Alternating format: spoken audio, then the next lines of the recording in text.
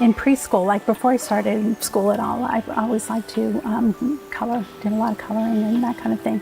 And so I remember in kindergarten that I was, a pretty confident little girl and stuff, and that we have these stations that we need to rotate through of different activities. And the teacher said, well, Elizabeth, it's your turn to play with the blocks. And I said, I don't want to play with the blocks, I want to paint. I did a lot of like craft and paint and artwork and stuff like all through school.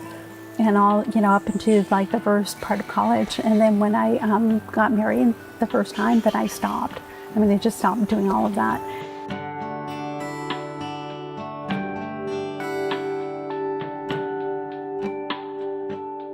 I certainly had a predisposition, for mental illness. So I think that the bipolar was just kind of in there waiting for something to happen.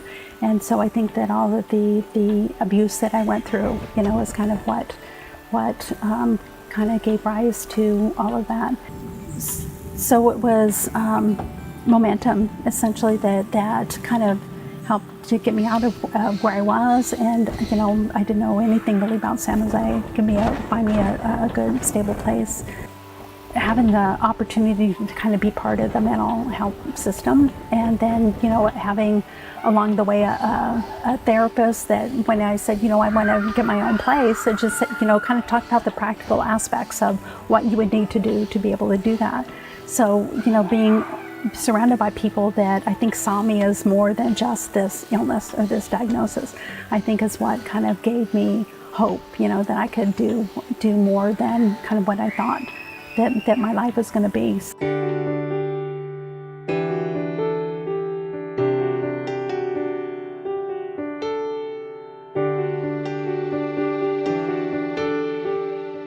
And so I met Eric at this last place where I was, and I was really manic and pretty much like glued to the ceiling, really manic. So I was like singing and dancing and super entertaining, and Eric was really quiet, and I don't know, he knows this better than I do, but I pretty much like went by him and said like, hey, good looking, or something like that. I just kept going.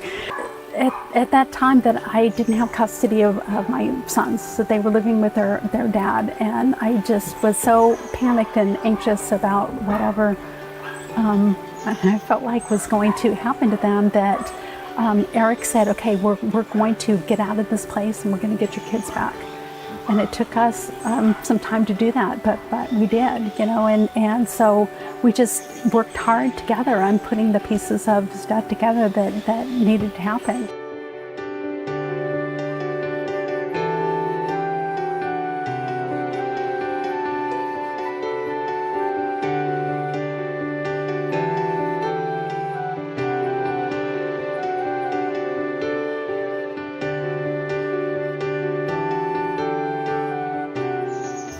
I got my art back after my son passed away. So he's the space where I work up there at one point was his room, and I have framed artwork of his on the wall up there. And so my stepmother had asked me if I wanted to go to a retreat weekend with her, and I found a retreat that was like unleashing your creative spirit, and I went. And then ever since I did that, I was able to paint again. So I feel like it's a gift that's come back to me to be able to do that.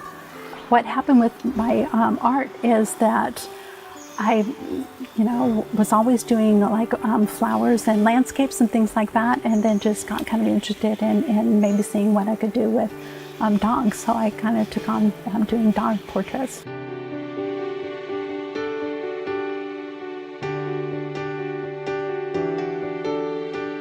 It seems to me that there's a lot of positive stuff that's happening in terms of dispelling stigma, that there's a lot of people that are coming forward and kind of talking about their own experience. When I first started doing this project and talking about this project, that I was thinking that, this is all about my job, and this whole thing is about my job, and I wanted to like focus on that. I almost have like an obligation or something at this point to really be a person that can come out and say, hey, this is my journey, this is my path, but this is what I went through to get, where I am now. Some of the harder stuff, especially losing my son, that if I had not had the support, the really strong support system that I have, my life is just so rich, and my family makes me happy, where I live makes me happy, my art makes me happy. My husband makes me tremendously happy, and so it's, I just have, in spite of all that I've been through, just lots and lots and lots of things to be grateful for.